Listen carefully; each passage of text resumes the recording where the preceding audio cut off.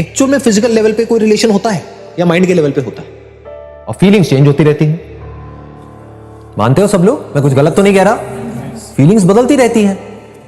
आज अच्छी फीलिंग्स हो रही हैं किसी इंसान के होने की वजह से, कल उसी के होने की वजह से बुरी फीलिंग्स होने लग जाएगी। हम कभी कहते हैं कि प्यार हमको चीजों से हो जाता है, तो चीजों से प्यार कैसे हो सकता है? क्या वो चीज हमसे प्यार करती है? आप कहते हो मुझे इस चीज से प्यार है, तो इस चीज को आपसे प्यार नहीं है, आप खुद ही तो क्रिएट कर रहे हो ना अपने माइंड में। तो अब आप क्या क्रिएट करोगे? How will you make somebody else happy? उसका वन साइडेड लव है, इसको पहले अच्छे से समझ लेना जहां तक हम पहुंचे हैं। ये आपको फंसाएगा? नहीं फंसाएगा। I make the other person happy and if that thing makes you unhappy then what will you do? ये होता है नहीं होता है? कॉन्फ्लिक्ट। और ये तो और खतरनाक कॉन्फ्लिक्ट, क्योंकि आपकी जिंदगी झंड हो गई ना। क्या करोगे ऐसी जिंदगी का? What makes the other person happy? वो कुछ और ही है, करते रहो मरते दम तक। इसके बारे में आराम से सोचो। बेसिकली क्या होता है कि हम एक क्वेश्चन के साथ में ठहरते नहीं, बड़ी जल्दी हम जवाब देने लग जाते हैं अपने अंदर ही अंदर। हम ऐसे एक्ट करने लग जाते हैं जैसे हमें पता है। क्या इससे बड़ी कोई प्रॉब्लम है लाइफ में? ये एक प्रॉब्लम है थॉट के लेवल पे खुश होने में। दूसरा प्रॉब्लम, अगर आपने इस थॉट को पकड़ा है जिसकी वजह से आप खुश हो रहे हो कि मैं उस इंसान के साथ रिलेशनशिप में हूं जिस इंसान को मैं इस दुनिया में सबसे ज्यादा प्यार करता हूं या करती हूं, इसकी वजह से आप खुश हो रहे हो, तो क्या इसका अपोजिट थॉट, यानी कि ये रिलेशन कभी भी खत्म हो सकता है, वो उसके पीछे नहीं पड़ा हुआ है, उसका पीछा नहीं कर रहा है, तो क्या इसके पीछे दूसरा इस सिक्के का ये पहलू नहीं है कि रिलेशन कभी भी खत्म हो सकता है, वो मर सकता है इंसान? ये दोनों अलग अलग नहीं है, एक ही सिक्के के दो पहलू है। हम क्या करते हैं, इनको अलग अलग देखने लग जाते हैं। हेड और टेल निकालो, एक सिक्के में से हेड निकालो, टेल निकालो, निकालो। है कोई तरीका निकालने का? रहेंगे तो दोनों रहेंगे, नहीं तो एक भी नहीं रहे। अगर इस सच को आप देख लो, यानी कि जितना हम झूठ में जीते हैं, ये सब क्या है, मोबाइल फोन की दुनिया, सब झूठ नहीं है। फेसबुक पे सब ऐसा खिलखिलाते हुए अपने आप को दिखा रहे हैं कि उनसे ज्यादा बढ़िया लाइफ तो किसी की है ही नहीं। आप देख रहे हो एक से एक पिक्स आ रही है, I am having the best time of my life. 4 दिन बाद पता लग रहा है अलग हो गए। अब कुत्ते बिल्ली की तरह एक दूसरे से लड़ रहे हैं, मैं उसको छोड़ूंगी नहीं, मैं बर्बाद कर दूंगी। सब झूठ नहीं है, सब दिखावा नहीं है चारों तरफ। शुरू में क्या होता है, शुरू में अट्रैक्शन होता है, जिसको हम प्यार बोलते हैं, वो कुछ नहीं है, अंदर केमिकल लोचा चल रहा होता है, दिमाग खराब होता है शुरू। फिर जैसे ही वो कुछ दिन या कुछ हफ्ते या कुछ महीने निकल जाते हैं, जब दोनों को एक दूसरे की आदत पड़ जाती है, फिर वहां पे लड़ाई झगड़े शुरू होते हैं। बट यहाँ पे कोई नेचुरल थोड़ी है, दोनों को एक दूसरे से कुछ ना कुछ चाहिए। अगर वो दोनों को ना मिले एक दूसरे से, तो रिलेशनशिप खत्म हो जाती है। सिंपल है, यही हालत है, इंस्टेंट ग्रेटिफिकेशन। तो ये क्या करेगी, आपको फंसा देगी चारों तरफ से। चीजों से आप एक्चुअल में नहीं जुड़ते हो, लोगों से आप एक्चुअल में नहीं जुड़ते हो, अपने जो आइडियाज हैं, कॉन्सेप्ट्स हैं माइंड में बनाए हुए हैं, सुंदर के बदसूरत के, उससे आप एक्चुअल में नहीं जुड़ते हो। कुछ करा लेने से आप सुंदर नहीं हो जाते हो, बदसूरत नहीं हो जाते हो, सिर्फ अपने माइंड के लेवल पे वो चेंजेस चल रहे होते हैं। अपने ही माइंड में एक थॉट क्रिएट किया कि नाक लंबी मतलब बुरी, छोटी मतलब अच्छी, रंग काला मतलब बुरा, गोरा मतलब अच्छा, और फिर उसके पीछे भाग रहे हैं। एक्चुअल में असली सुंदरता किसको कहेंगे?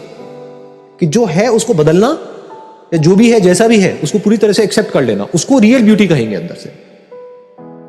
बट ऐसी एक्चुअल में है? ऐसा हम कभी सोचते नहीं है, क्योंकि लोग हमारे आसपास में हमको रियलाइज कराने के लिए बैठे हैं। ये पूरी की पूरी जो दुनिया है, मार्केटिंग की दुनिया है, वो आपको ये जताने के लिए बैठी है कि आप कितने भद्दे हो और वो कितने सही है। और वो जिसकी वजह से आपके अंदर बड़े अच्छे थॉट्स आ रहे थे, मैं तो पता नहीं क्या बन गया हूं किसी और को देख करके, और हो सकता है जिसको देख करके ऐसे थॉट्स आ रहे थे वो आपसे और आगे निकल गया, अब और परेशान हो रहे हो।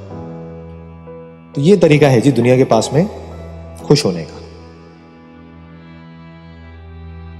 इसको, दोनों चीजों को अच्छे से समझ लेना, बिकॉज इसमें सारे थॉट्स आ गए।